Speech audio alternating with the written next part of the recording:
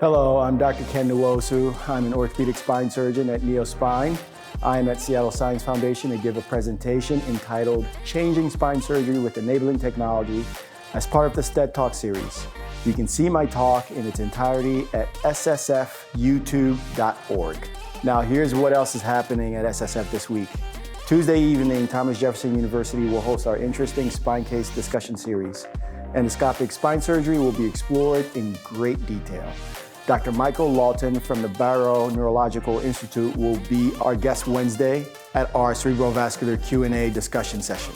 He will give a talk entitled 7 Cavernomas, Demystifying Brainstem Cavernous Malformations. Please note that this edition of CV Q&A will not provide CME credit. Thursday, Dr. Michelle Manja-Diorth from Stanford University will discuss neuron-glial interaction in health and disease from cognition to cancer at our neurological grand rounds. As always, you can register for any of our courses at ssfcme.org, and thank you for supporting the Seattle Science Foundation.